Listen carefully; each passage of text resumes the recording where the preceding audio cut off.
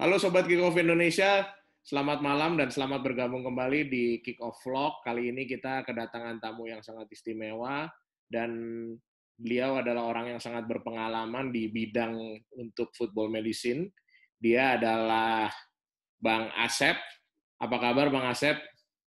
Kabar baik. Bang Asep adalah fisioterapis tim nasional Indonesia yang juga kemarin membantu beberapa tim nasional, ada tim nasional U23, tim nasional U19, dan seterusnya. Dan beliau juga punya banyak pengalaman menjadi fisioterapis di cabang-cabang olahraga yang lain. Dan malam ini kita akan belajar satu topik yang mungkin agak berbeda dari biasanya. Mungkin kita akan belajar yang namanya functional prehab. Bang Asep, Siap. kita malam ini kepengen diskusi nih sama Bang Asep. Karena Boleh. kita boleh dibilang kebanyakan audiens Kick Off Indonesia itu kebanyakan pelatih dan Ya, mungkin agak awam dengan hal-hal yang lebih spesifik. Tapi kita sebagai pelatih sepak bola juga harus belajar hal-hal yang mendukung, apalagi ini hal-hal yang berhubungan sama berkaitan. Betul. kesejahteraannya pemain. Jadi kalau pemainnya cedera, pasti juga masalah untuk pelatih. Untuk Betul. memulai, Bang Asep, saya kepengen tanya, apa sih sebenarnya itu yang dibilang functional prehab? Mungkin Abang bisa cerita mungkin latar belakangnya, kemudian secara definisinya dan tujuannya juga. Oke, jadi sebenarnya gini, selama ini kan kita berbicara tentang cedera, kita berbicara tentang proses rehabilitasi. Di Iya, mana proses rehabilitasi sendiri kan sebenarnya kalau kita bilang proses rehabilitasi itu lebih menyita waktu, lebih menyita biaya, otomatis juga lebih mempengaruhi terhadap mental pemain. Banyak juga pemain yang mungkin setelah mereka cedera, mereka nggak bisa balik lagi, Bang. Mereka misalkan kebanyakan mengalami trauma, ya kan seperti itu. Atau memang misalkan pemulihannya tidak maksimal, akhirnya mereka tidak bisa bermain ke level sebelum seperti mereka cedera. Nah, iya. itu yang akhirnya kenapa sih kita berpikir tentang functional prehab. Apa itu prehab? Otomatis kan ada rehab, ada prehab. Jadi Oke. pre-rehabilitation. Ya, kayak gitu. Jadi kalau mungkin bahasa kerennya sejenis injury prevention program. Tapi sebenarnya kalau kita ngomong prevention, cedera itu tidak bisa dicegah. Iya, Ya kan? betul, betul, Jadi betul. mungkin kita berbicara tentang reduction. Jadi ya mengurangi resikonya lah. Gitu. Dengan cara apa? Dengan cara kita mengetahui apa sih faktor-faktor resikonya. Terus kira-kira kalau misalkan kita berbicara sepak bola, apa sih yang banyak terjadi cedera di sepak bola? Nah, karena kan setiap olahraga punya karakteristik masing-masing gitu. Jadi itu yang akan seru banget kita omongin malam ini.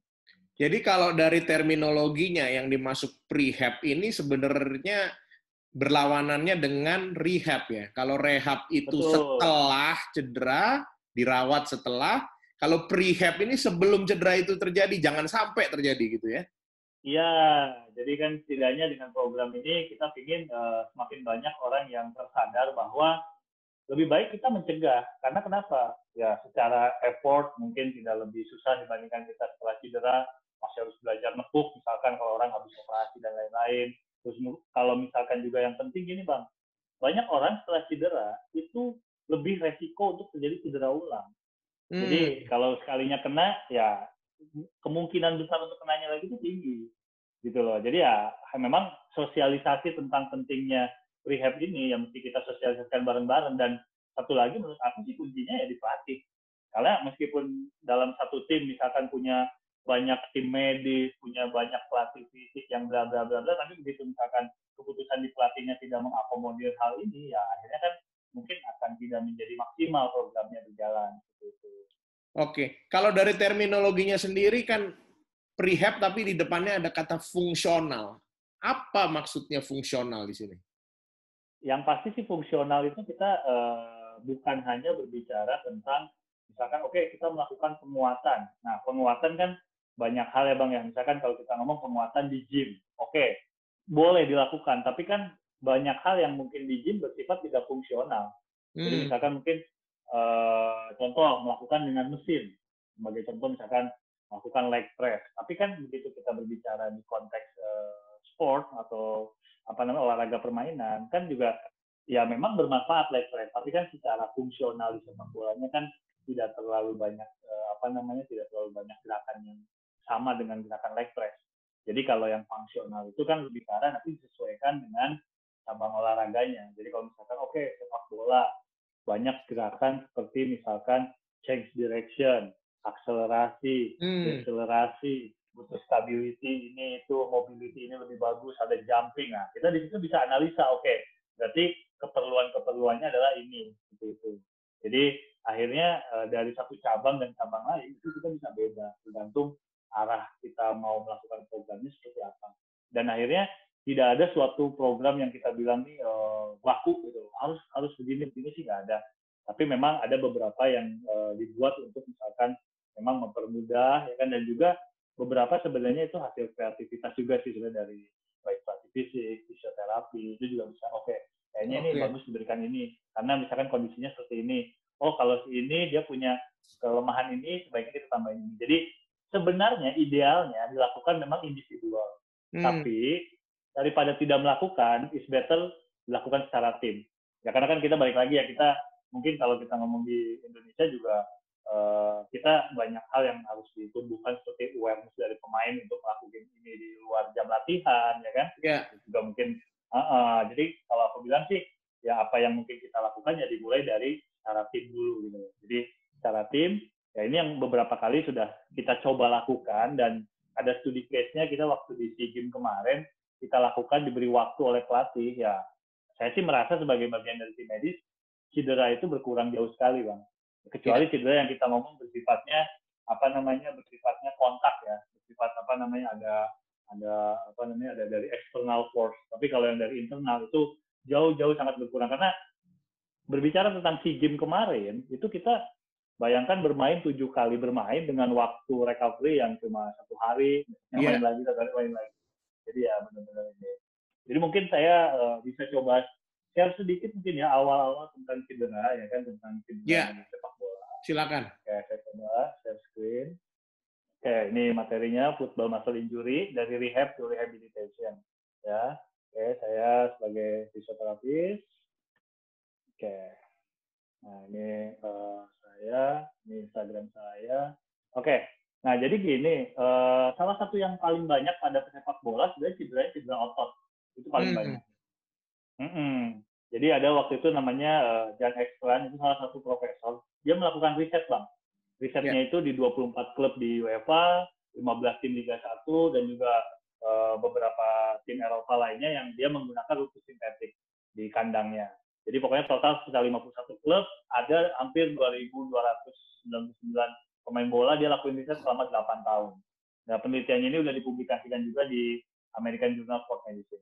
Nah, di sini Jan Ekstrand sendiri ya bukan orang yang sembarangan juga ya, dia udah memang sebagai Chief Medical Officer di Aspetar, mungkin abang tahu ya, di Qatar, dan juga dia termasuk expert leading dari UEFA Elite Road Injury Study.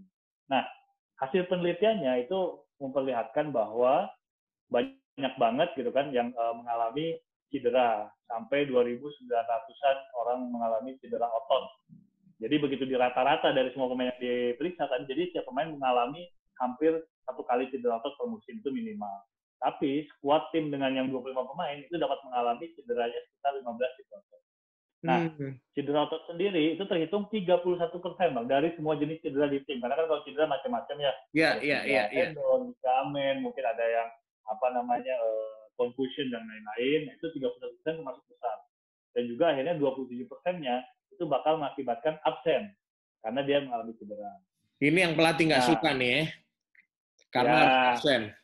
Absen itu Bang problemnya. Jadi, nah begitu dicek lagi, ternyata dari sekian banyak otot di tubuh kita, itu 92% itu terjadinya di 4 grup otot yang paling besar. Nah itu semuanya di bagian bawah, di lower extremity. Nah kalau kita baca data kan enak, akhirnya begitu kita baca data, berarti nanti kita akan bisa fokus untuk bagian mana saja gitu loh. Jadi, berarti ini data kecenderungan cedera di sepak bola, ini nanti yang juga berhubungan dengan functional prehab yang akan dibikin ya? Betul. Jadi beberapa programnya itu nanti akan kita mengakomodir terhadap ini. Karena kenapa? Otot sendiri merupakan penggerak, Bang. Jadi sendi kita kan digerakin oleh otot. Berarti kalau misalkan ototnya problem, gerakan di sendinya jadi nggak bagus. Mobilitasnya menurun, stabilitasnya menurun, otomatis respons sarafnya juga menurun. Akhirnya apa? skill yang kita harapkan, skill itu kan kalau sebagai contoh di bola mungkin menendang, ya kan, terus habis itu misalkan sprint, ya kan, habis itu mungkin meloncat, akhirnya menjadi gak maksimal. Kenapa? Karena ototnya tadi masalah, akhirnya apa? Range of motion-nya juga bisa jadi masalah. Nah, itu yang akhirnya mungkin bisa dia memaksakan, tapi kan akhirnya bisa resiko injury-nya lebih tinggi, habis itu juga ya, akhirnya cederanya nggak sembuh-sembuh, ya bahkan sampai CLBK lah ya, cedera lama bersemi kembali tuh, ya kan? Nah, jadi nah, jadi 4 otot yang gede itu, Bang. Yang pertama tuh otot hamstring, itu paling banyak. Cedera otot hamstring kan ya kita sering wajar dengar karena banget sepak kan. bola banyak menggunakan Ya, itu ya. otot hamstring itu kan paha belakang, ya kan, di 37%. Otot paha dalam juga tuh, aduktor, ya kan, 23%, quadriceps 19%, sama calf muscle-nya 13%. 16% cedera otot itu bisa mengalami kekambuhan. Nah, tapi yang satu yang menarik adalah karena ada faktor usia juga, Bang. Nah, cuma kalau yang faktor usia, itu banyak orang terkenanya masalahnya di betis. Jadi begitu usianya semakin meningkat, resiko cedera betis juga meningkat sebenarnya. Oke. Nah, ini yang tadi data ya, ini oke. Cedera otot ini kita lihat otot-ototnya nih, ini otot yang quadriceps, ini otot aduktor, ini apa namanya, hamstring, nah ini calf gitu. Jadi mungkin supaya akhirnya teman-teman pelatih juga tahu, selain itu memang apa namanya, ya ada lagi lah cedera lutut kan, ligamen kan sekarang juga mungkin Bang Nandina tahu ya, banyak orang pemain-pemain yang kena ligamen ACL, ya kan, ACL juga banyak, ya kan. Tapi sebenarnya kalau kita lihat lagi, hubungannya tetap dengan otot juga, Bang. Kenapa? Karena misalkan contoh orang pernah mengalami cedera hamstring, terus habis itu dia tidak melakukan rehab dengan benar atau terlalu cepat dia kembali. Yang akhirnya apa? Fungsi otot hamstring sebagai stabilisasi dari lutut, ligamen ACL itu menurun kan. Jadi nggak mampu menahan tuh. Akhirnya ACL-nya gampang putus. Jadi artinya kekuatan muscle di suatu lokasi itu bisa mempengaruhi di lokasi-lokasi yang lain ya, karena mereka saling terkait.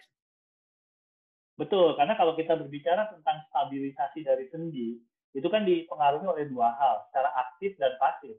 Yang aktifnya tadi otot, yang pasifnya itu ligamen.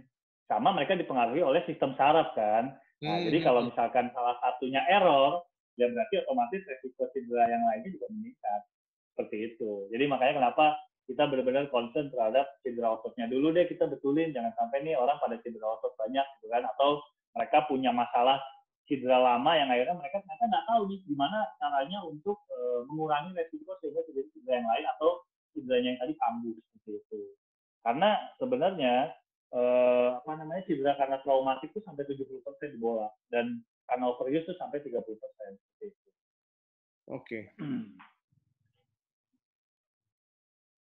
Lanjut Bang, lanjut. Makin seru nih. Oke, lanjut ya. Nah, jadi balik lagi sekarang kalau kita berbicara tentang tim. Nah, kalau di tim, kita berbicara, ya pasti kan kalau ranahnya pelatih, secara football objektif, kita mengenal ranah taktikal, fisikal, mental, teknikal. Nah, itu kan apa namanya, komponen-komponen yang mungkin penting sekali ya.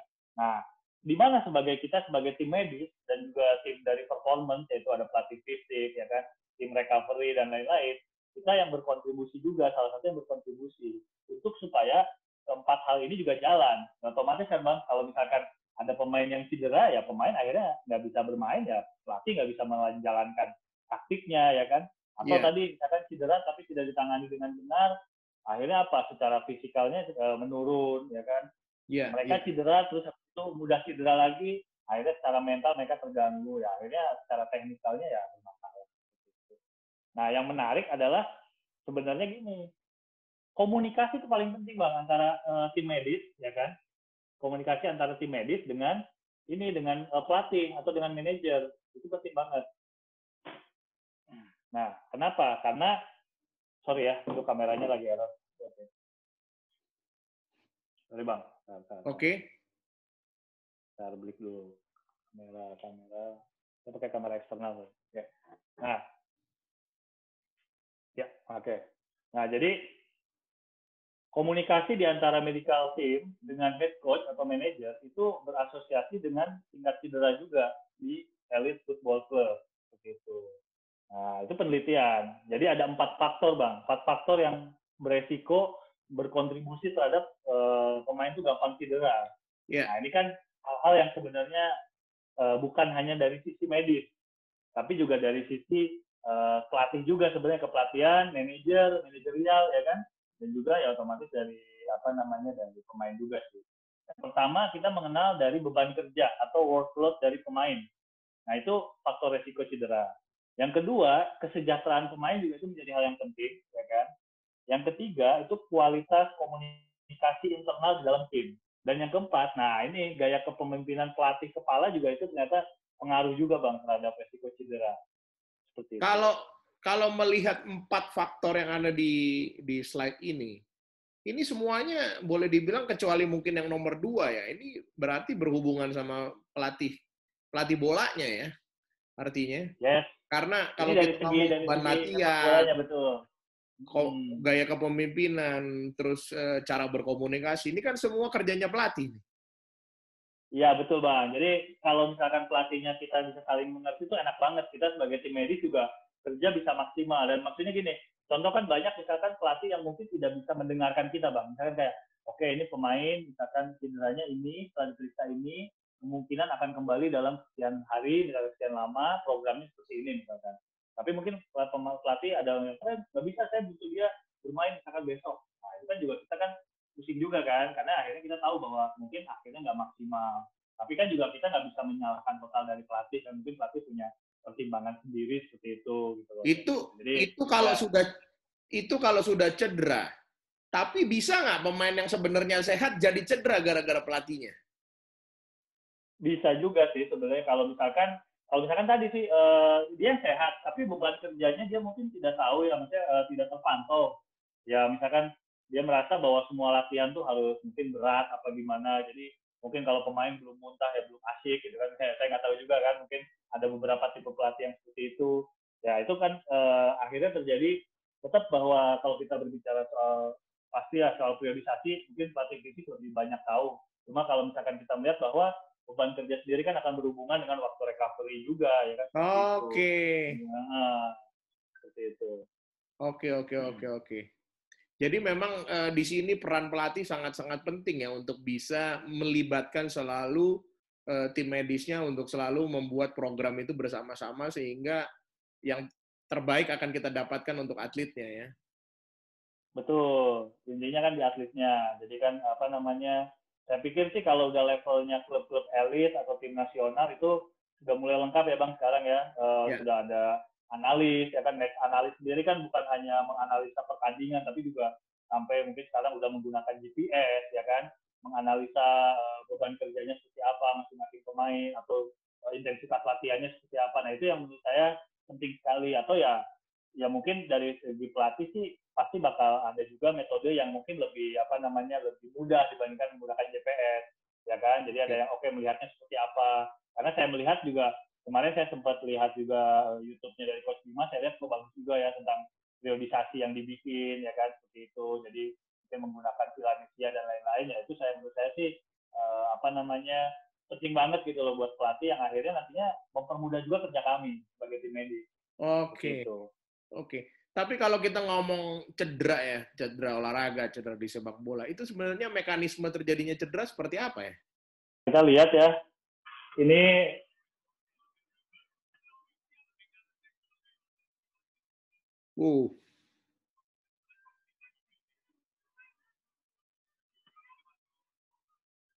kita lihat lagi replaynya.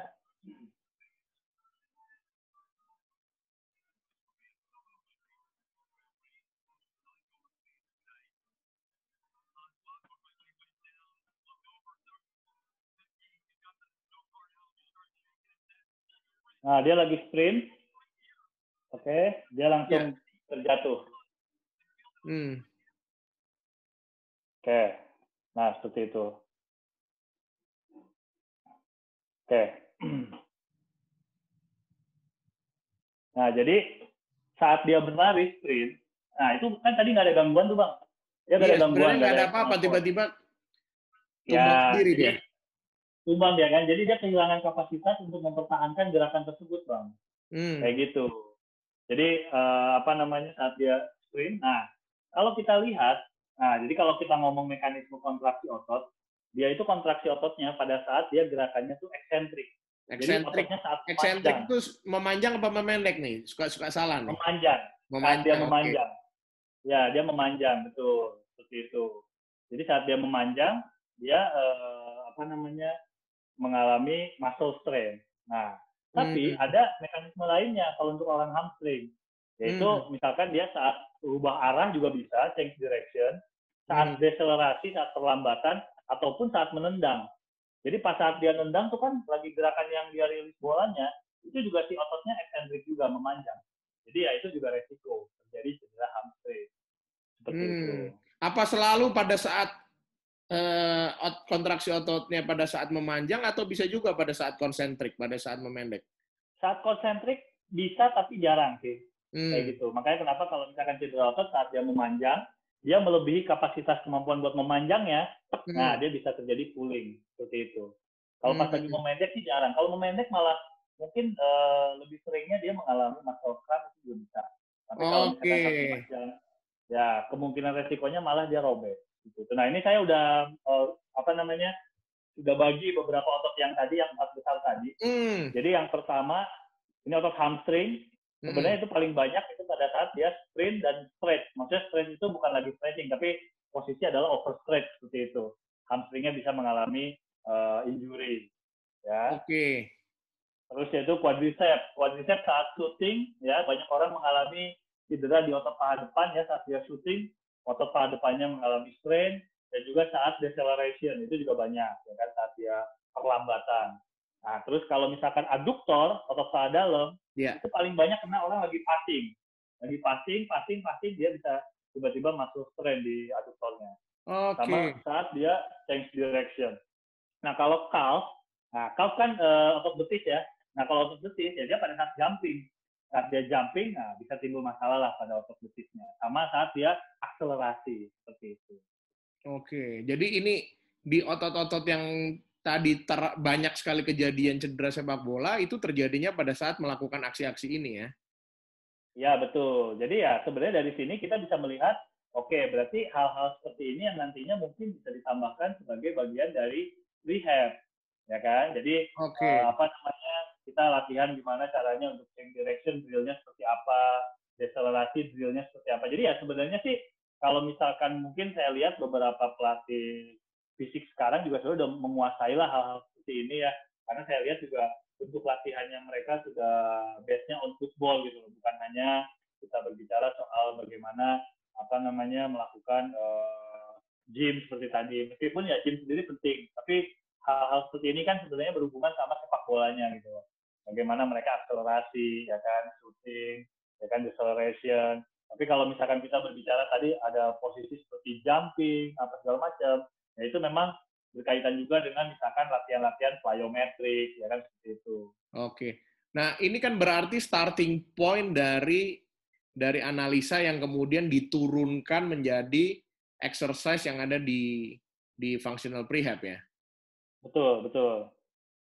Nah, itu mekanismenya seperti apa? Sekarang setelah dapat analisa ini, kemudian bagaimana kemudian itu diturunkan atau diaplikasikan ke dalam exercise?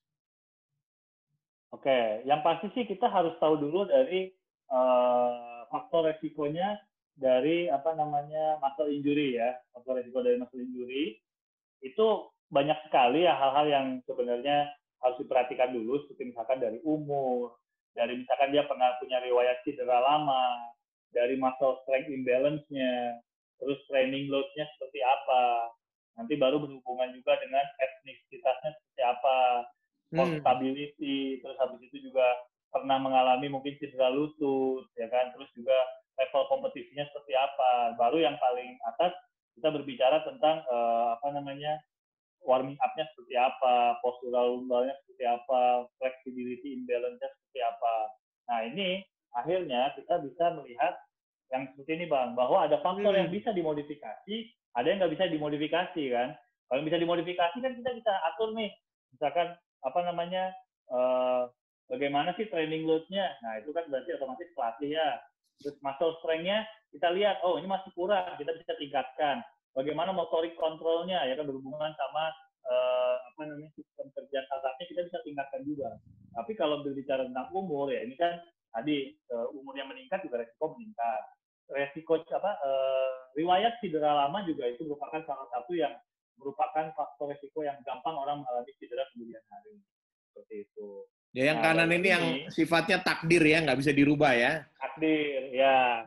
Karena udah terjadi ya. Tentang bagaimana kita memprevensinya sama mengurangi resikonya, ya ini. Sebenarnya 4 hal ini sih. Bagaimana kita mengontrol training load, bagaimana recovery strateginya. Saya pikir sih 2 hal ini pasti pelatih lebih menguasai. Nah, mungkin kita sebagai tim medis sama tim performance, itu akan banyak di sport specific exercise. Seperti itu. Nah, terus juga bagaimana tadi soal komunikasi juga penting. Nah, ini studi kasus kita yang di SEA Games kemarin, jadi sebelum kita kompetisi, nah kita lakukan banyak hal lah, yang kita namanya usaha lah ya. Jadi kita pasti ada latihan bola, kita bahkan sampai melakukan body composition analisisnya, bagaimana fat levelnya mereka, bagaimana muscle mass-nya mereka, itu juga menjadi salah satu data penting yang ternyata sekarang juga di timnas yang era dari pelatih Korea ini juga itu menjadi salah satu kewajiban kita untuk melakukan analisa body komposisi. Bahkan mereka kasih data. Konkretnya seperti apa tuh, Mas? Body composition ini? Biar jadi kalau body komposisi sebenarnya sih kita menggunakan alat sih. Jadi alatnya seperti timbangan, tapi timbangannya kita bisa melihat sensor dari tubuh kita. Jadi yang data yang paling penting ialah fat level sama muscle mass. Lemak ya, kadar lemak ya. Ya, kandungan lemaknya. Karena mereka akhirnya bahkan yang timnas sekarang kan pasti melihatnya dari timnas Korea yang bermain di Piala Dunia, dan itu kan dilihatnya misalkan kayak oke, ternyata standarnya diharapkan 8% sampai 12% maksimal. Nah, kita lihat pemain kita berapa gitu. Untuk data sih pasti rahasia lah ya kan, tapi yang pasti sih kita harus lebih ditingkatkan lagi lah. Itu akan lebih menunjang sih nantinya. Terus medical check up juga kita lakukan, habis itu strength conditioning dilakukan, recovery training dilakukan. Ada juga kemarin kita lakukan memang sesi video analis juga buat pemain-pemain, ya kan. Habis itu kita dari tim medis juga memberikan injury dan nutrisi education. Bahkan ada complementary trainingnya kayak high intensity interval training kita berikan, ada pilates, ada juga latihan-latihan yang have fun juga. Nah sama ya tadi football rehab tadi kita lakukan 15 menit sebelum Bang. Jadi 15 menit sebelum kita latihan, kita diberikan sesi untuk melakukan football rehab. Apa aja isinya? Nah, karena memang... Sebentar, Bang. 15 menit sebelum latihan tim latihan utamanya tim. Berarti sebelum latihan sepak bolanya lah, kurang lebih seperti itu. Iya, dan sebelum warming up versi bolanya, Bang. Karena kan ini di luar warming up versi bola. Jadi kayak benar-benar kalau waktu itu kita desain, kita lebih ke arah yang pertama adalah mobility training, ya kan? Mobility training adalah bagaimana sendi-sendinya bisa bergerak dengan enak, ya kan?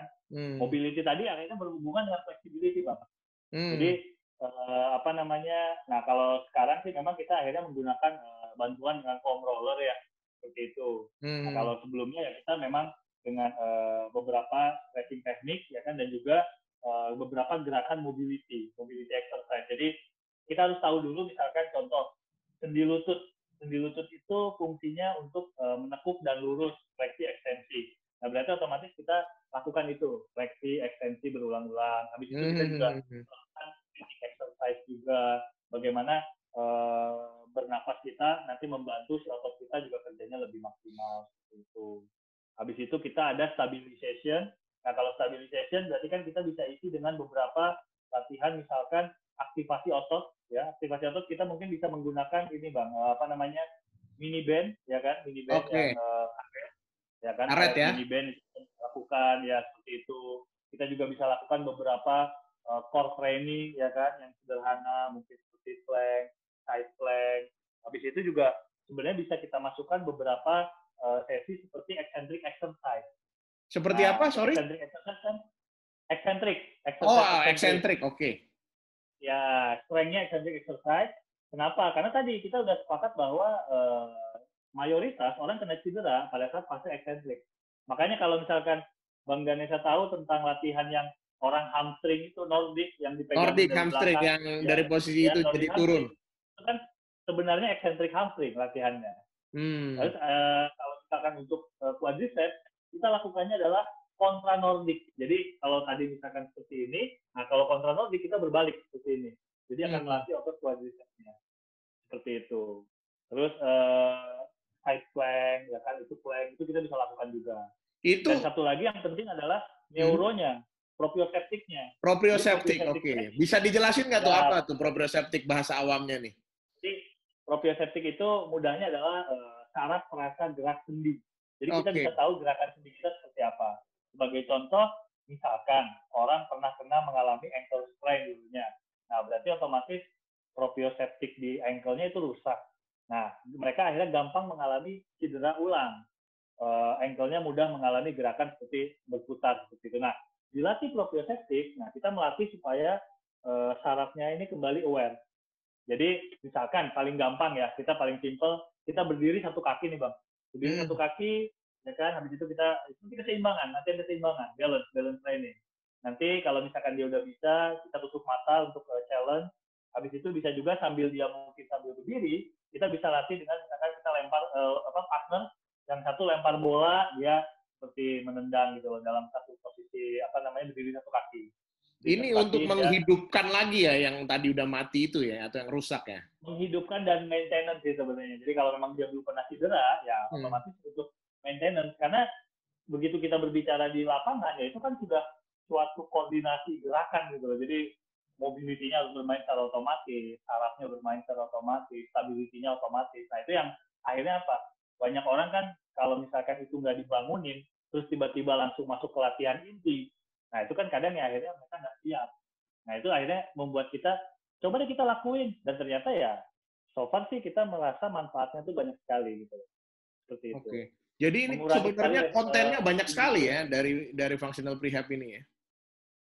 Iya, makanya kan dari situ kita bisa sebenarnya kita bisa misalkan hari ini kita lakukan ABC dengan untuk bagian ABC-nya ini. Nanti misalkan hari besoknya kita lakukan DEF gitu. Jadi sebenarnya sih kita bisa variasikan. Nanti lusa latihan lagi kita kembali ke ABC tadi. Jadi ya supaya juga pemain nggak boring gitu Bang. Meskipun ya kalau pemain kita sih memang awal-awal pasti merasa apaan sih ini jadi banyak banget latihan nambah ini gini gitu kan. Pasti awal-awal bete sih. Cuma ya lama kelamaan begitu mereka merasa manfaatnya ada, apalagi mereka kan banyak yang juga pernah mengalami cedera, banyak yang pernah operasi. Ya akhirnya mereka merasa ya ini membantu sekali gitu loh seperti itu. Bahkan akhirnya kalau kita ngomong misalkan mau tanding, banyak yang mereka nambah sendiri kan. Mereka udah tahu kebutuhannya masing-masing gitu loh seperti itu. Jadi kalau pelaksanaannya itu mungkin sekitar 15 menit berarti ya kalau dibilang tadi karena minimal 15 menit. Tapi kalau mau ideal memang sebenarnya kita pada saat latihan, maksudnya ada latihan di luar latihan bola ya, harusnya ada sesi khusus sih. Jadi kalau Abang pernah dengar FIFA 11 kan sebenarnya itu panjang juga Bang, ya kan? FIFA 11 tuh kurang lebih sebenarnya itu juga bagian dari prehab. Cuma kan dia suatu siklus yang lumayan panjang, ya kan? Jadi akhirnya memang itu harus disatukan dengan bagian dari warming up. Jadi benar-benar kayak langsung nyatu dengan warming up. Cuma ya memang mungkin belum banyak juga yang kita lakukan untuk FIFA 11. Jadi akhirnya kalau kemarin sih aku mendesain ulang yang dimana sesuai dengan kebutuhan kita. Oke, jadi sebenarnya FIFA 11 itu yang kita sering dengar itu dia juga merupakan satu bentuk football prehab session juga ya? Betul, tapi kalau misalkan FIFA 11 memang kalau secara program dia lebih dominan sebenarnya tujuannya untuk mengurangi resiko cedera seperti ligamen. Jadi kayak ACL, ya kan itu dia benar-benar kayak sangat membantu sekali lah kalau misalkan untuk cedera-cedera ligamen. Tapi ya kalau misalkan balik lagi Bang, kalau itu kan sebenarnya gerakannya beberapa yang sudah sudah harusnya para pemainnya sudah mengetahui bagaimana cara melakukan gerakan yang benar. Makanya kenapa kami mengajarkan kembali ke basic. Jadi kita mulai lagi dari basic gitu loh. Bagaimana misalkan di hipnya bergerak, bagaimana pinggangnya harus bergerak seperti itu, bagaimana ototnya harus berkontraksi. Jadi dilakukannya kan kalau misalkan kita berbicara tadi yang karet misalkan, kita lakukannya kan isolate banyak Bang, isolate. Jadi isolate itu kita hanya mengaktifkan beberapa grup ototnya saja, jadi nggak semua otot. Tapi kalau misalkan kalau Abang lihat gerakan di FIFA 11, itu beberapa gerakannya sebenarnya udah kombinasi, ya kan, udah benar-benar banyak otot yang bekerja secara bersamaan, seperti itu. Oke, jadi kalau kalau kemarin di timnas usia 23 sekitar 15-20 menit biasanya pelaksanaannya seperti itu. Setiap latihan Ya, ya? setiap latihan, betul. Event Dan event sebelum pertandingan? nah, oke, jadi kalau misalkan sebelum pertandingan, kita juga ada sih kalau misalkan sebelum pertandingan. Nah, jadi pada saat di kompetisi, kita sebelum pertandingan di dalam ruang ganti, ya kan? Di Hmm. dalam ruang ganti ini, nah kita utamakan sebenarnya yang line up sih, Bang. Jadi yang line up itu mereka 11 pertama, itu sebelum masuk ke, apa namanya, sebelum masuk ke sesi pemanasan di lapangan, ya mereka udah persiapan dulu di dalam ruang ganti, Hmm. seperti itu. Jadi sebenarnya kurang lebih sama hal yang dilakukan, ya kan? Tapi karena memang tempatnya kan terbatas ya kalau kita bilang ya kalau misalkan di ruang ganti. Jadi memang kita utamakan untuk starting 11. Jadi starting 11 mereka mulai duluan untuk melakukan rehab dulu, untuk aktivasi dari otot-ototnya dulu, seperti itu. Oke. Sekarang ini pertanyaan saya agak bergeser nih. Kalau Boleh, tadi boleh. kan banyak cerita kasusnya mungkin udah level elit atau profesional. Ya, Sebenarnya functional prehab ini bisa nggak sih secara sederhana dilakukan untuk pemain usia muda, pemain sekolah bola, dan seterusnya? oke. Jadi sebenarnya yang penting diketahui oleh teman-teman pelatih, konsep ini dulu, Bang. Nah, konsep ini nih. Ya. Jadi di mana apabila kita ingin movement yang bagus, ya kita juga harus punya mobility dan stability yang bagus, ya kan? Mhm. Nah, kenapa? Karena apabila movement kita nggak bagus, otomatis strength-nya nggak akan muncul, ya kan? Strength-nya nggak akan bagus. Nah, Mhm. kalau misalkan strength-nya nggak bagus, itu juga nanti pengaruhnya ke endurance, daya tahan dari ototnya juga nggak akan bisa maksimal. Gimana mau keluar power? Dimana kalau kita berbicara power, power itu adalah speed dikali strength. Jadi ada Mhm. strength dan speed. Makanya kenapa kalau power nanti berhubungan sama plyometric di sini nih, seperti ini. Baru kita berbicara tentang skill. Skill di bola kan tadi ya, kita udah sepakat menendang, meloncat, ya kan. Mungkin apa namanya, change direction, itu skill. Nah, kalau saran saya untuk teman-teman di usia muda, itu bisa mulai dari mobility dan stability-nya dulu dibetulkan. Hmm. Ya Oke. tadi, jadi mobility dan Konkretnya kayak stability apa tuh? berarti ya misalkan kita melakukan range of motion exercise, ya kan?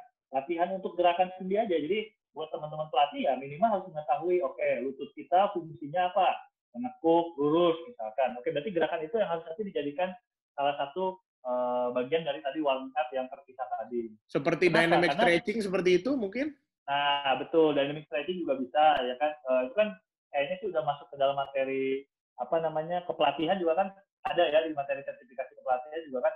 Jadi sebenarnya itu bisa dilakukan gitu loh. Kenapa? Karena memang secara penelitian dynamic stretching pada beberapa olahraga permainan itu lebih mengaktifkan otot-ototnya dibandingkan kita melakukan static stretching. Karena kan Oke, masih banyak yang melakukan static stretching. Kalau betul. static Jadi stretching saran saran Abang secara kalau untuk sepak bola lebih lebih ke dynamic stretching ya? iya, kalau aku sih prepare untuk dynamic stretching. Kalau static stretching bisa dilakukan untuk membantu proses cooling down. Jadi Oke, saat jadi kita cooling setelah down, latihan ya? nah, yes, setelah latihan, kalau mau static stretching sangat disarankan. Jadi apa namanya, apa kalau kita Mobility. berbicara sebenarnya, iya, cuma juga memang banyak mitos yang harus dibetulkan bang di antara masyarakat kita juga bang ya, termasuk di sepak bola mungkin ya. Jadi misalkan Mhm. kayak kayak misalkan gini, banyak yang bilang, oh kalau masih kecil jangan dikasih latihan strength training atau jangan dikasih latihan yang aneh-aneh. Nah kan, karena itu kan nanti menghambat pertumbuhan dan lain-lain kan kita sering mendengar ya seperti itu. Ya. Padahal sebenarnya itu juga salah satu hal yang setelah diteliti banyak orang, saya juga pernah bahas di Instagram saya.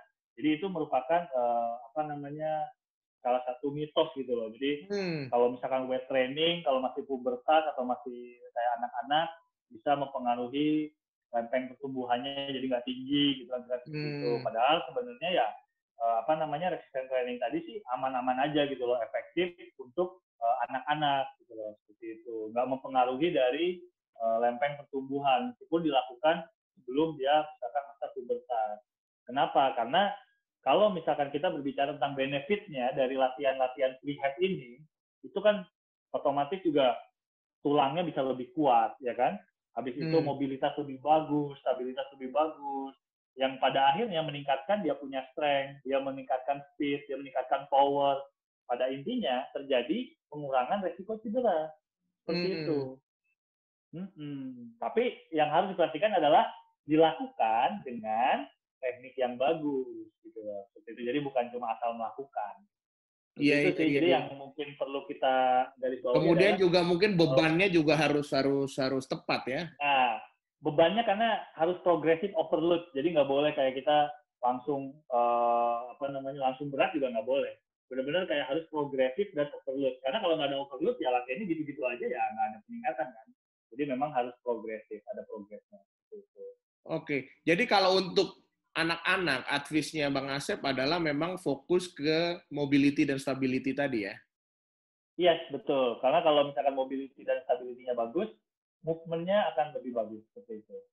Jadi Oke. supaya ya mungkin juga setelah ini dikuasai dengan bagus, basic strength juga harus diajarkan sih bang ke mereka. Ya basic Mungkin strength bisa kan kita kalau dengan kita load ngomong berat badan sendiri seperti itu ya. ya body weight ya dengan body weight training ya.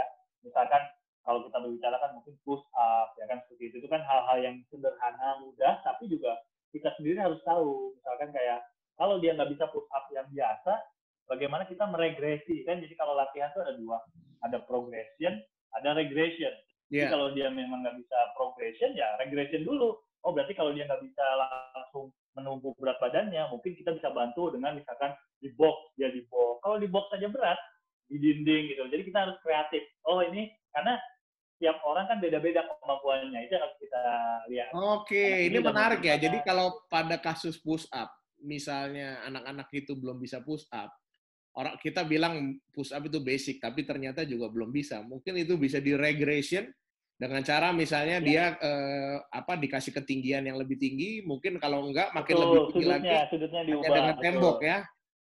betul betul betul betul yang penting adalah kita tahu otot apa sih yang mau kita kerjain gitu loh kan kadang akhirnya banyak orang yang melakukan tapi kita nggak tahu manfaatnya apa Hmm. otot mana yang mau dilatih kayak misalkan orang melakukan squat squat habis itu mereka nggak tahu otot mana yang dilatih gitu jadi asal ngelakuin squat akhirnya apa tiba-tiba dia sakit pinggang karena mungkin squatnya nggak benar gitu. Iya, iya, iya, iya, iya. Itu apa namanya baru nanti perlahan-lahan setelah dia bisa, baru nanti diprogresi kembali ya. Betul seperti itu karena kalau kita berbicara tadi misalkan contoh gerakan squat squat itu kan sebenarnya adalah basic movement pattern bang kita kan Ya, berjongkok dari kecil ya kita dari betul. kecil sudah berjongkok sebenarnya jadi basic movement sebenarnya tapi kan kalau misalkan contoh seorang pesepak bola anak remaja anak-anak gitu kan SSB gitu misalnya kita bilang mereka punya masalah dengan cedera ankle kita bilang bang nah Mhm. kalau cedera ankle kan otomatis mobilitas ankle-nya menurun bang Ya. nah sekarang bayangkan dengan mobilitas ankle dia menurun dia melakukan gerakan tadi misalkan squatting tadi akhirnya gerakannya jadi nggak efisien nggak bagus quality of movement-nya nggak bagus nah makanya akhirnya kita sebagai Hmm. misalkan pelatih atau sebagai tim medis oke kita perbaiki dulu nih mobilitas ankle-nya dengan cara ada beberapa latihan khusus mobilitas ankle gitu, seperti itu yang dikombin dengan latihan stability juga karena mobile aja tidak cukup orang bisa bergerak saja tapi nggak ada yang mengontrol ya percuma kan jadi akhirnya kita lakukan juga yang saya sih berharap semoga kedepannya ya apa namanya nanti mungkin saya juga bisa mendalami ini lebih dalam jadi bisa lebih berbagi ke teman-teman pelatih hal-hal yang lebih teknis gitu loh jadi bagaimana sih latihannya bagaimana gerakannya karena saya pikir kalau kita itu sharing semakin banyak ya kemungkinan untuk kita bisa mendapatkan bibit-bibit sepak bola yang lebih bagus kan juga lebih bisa terjadi karena banyak orang yang akhirnya mengalami apa namanya masalah mereka nggak bisa keluar dari masalah cederanya akhirnya skillnya hilang seperti itu. Oke. Terus ada challenge-nya kan, ini kelihatannya kan bentuk-bentuk latihan functional prehab biasanya nih statis, ataupun kalaupun ada ini sifatnya diulang-ulang terus, jadi agak sedikit mungkin dalam tanda kutip boring gitu. Ada tips nggak supaya supaya apa ya pemain bisa menikmati ini, apalagi mungkin ini sesuatu hal yang baru, atau mungkin kalau untuk anak-anak kecil mungkin yang anak-anak sekolah bola mungkin supaya dia bisa bersemangat melakukan ini. Ya kalau aku bilang sih kalau misalkan memang untuk anak-anak, karena mereka kan pasti konsepnya senang bermain ya Bang. Jadi Ya. ya kita pun harus desain dalam bentuk kayak game gitu. Misalnya kayak Oh, ada bisa game juga misalkan functional prefab ya maksud tapi di-create bukan dalam game sepak bola, konteks dalam game. artian ya kita bikin yang fun lah seperti itu. Jadi misalkan kita Hmm. mau apa namanya, jadi mungkin namanya anak-anak itu kita juga bisa berikan encouragement buat mereka, kayak diberikan ada apa namanya motivasi lah, mungkin ada hadiah kecil-kecil lah gitu loh. Jadi kalau misalkan mereka bisa, karena kalau aku bilang ini juga bisa kita desain secara sirkuit Bang. Jadi misalkan kayak seperti pos-pos gitu loh. Jadi misalkan mereka ada kompetisi, karena kadang kan di antara mereka juga jiwa kompetisi mulai terbentuk biasanya Bang. Dan misalkan oke, kalau kamu bisa menamatkan berapa pos ini, kamu bisa gimana, atau misalkan kamu nanti bisa istirahat lebih awal atau apa. Jadi ya sebenarnya sih mungkin itu nanti kreativitas dari masing-masing pelatih, dari masing-masing fisioterapi atau apa yang dimana akhirnya tujuannya tercapai, tapi kita akhirnya membuat kondisinya tuh nggak boring. Karena buat mereka kan merasa, aduh ini udah berat latihan bola, masih ada latihan begini, begitu gitu. Seperti itu. Jadi mungkin kayak misalkan ayo dulu-duluan apa gimana, atau mereka berpartneran. Jadi kalau untuk usia muda memang Pasangan ya, supaya lebih semangat ya. pasangan supaya lebih semangat ya kan. Jadi misalkan contoh misalkan berpasangan sama temennya, mereka pegangan gitu, pegangan sama temennya, mereka ayun dari si bisnya, ayun ke kiri, karena kan itu buat mereka jadi lebih challenge gitu kan, lebih seru gitu kan. Habis itu bergantian, nanti yang satu bisa koreksi temannya seperti itu. Atau mungkin latihan yang bersifat apa namanya akselerasi, deceleration, dengan misalkan seperti kucing-kucingan atau apa, dengan pakai point segala macam, itu menurut aku sih akan lebih apa ya, lebih bisa diterima lah oleh teman-teman yang dalam usia muda seperti itu. Oke. Thank you banget nih Bang Asep, kita Sobat Kickoff Indonesia malam ini belajar banyak nih. Ya, jadi buat teman-teman yang mungkin mau lihat contohnya yang kita lakukan kemarin di SEA Games, ada di YouTube tuh Bang. Saya juga ada YouTube, YouTube-nya bebas cedera. Jadi buat teman-teman bisa dilihat di situ. Silakan, ada mungkin buat bayangan, tapi nanti mungkin kalau misalkan ada lain waktu kita bisa sharing, ya kita bisa sharing yang lebih teknikal lagi. Gitu. Betul. Juga nanti kalau teman-teman pelatih kepengen komunikasi sama Bang Asep, pengen nanya-nanya, bisa langsung ke akunnya Bang Asep ya. Boleh ke Instagram saya, Asep CLS Physio, dan juga ini portal yang saya baru buat Bang, bebascedera.id. Jadi nanti situ informasi-informasi soal cedera ya kan, dan juga nantinya ada konsultasi juga, free consultation dan lain-lain, kita bisa adakan di situ untuk teman-teman kita membantu mereka mendapatkan informasi yang tepat gitu. Jadi rencananya saya dan beberapa teman fisioterapi yang lain yang akan membuka portal ini untuk supaya ya teman-teman juga nggak banyak yang salah penanganan gitu, supaya ya mimpi mereka untuk menjadi atlet profesional bisa tercapai tanpa adanya gangguan karena cedera. Oke, terima kasih dan luar biasa nih Bang Asep nih. Mudah-mudahan ini semua manfaat nih Bang. Amin. Bisa kembali Bang ke gallery view Bang? Gallery view, oke. Ya. Oke Bang Asep, aduh luar biasa banget, pengalaman yang luar biasa, banyak inspirasi yang teman-teman Sobat Kickoff Indonesia ambil dari Bang Asep, dari pengalamannya, kemudian penjelasannya tadi yang sangat mendetail.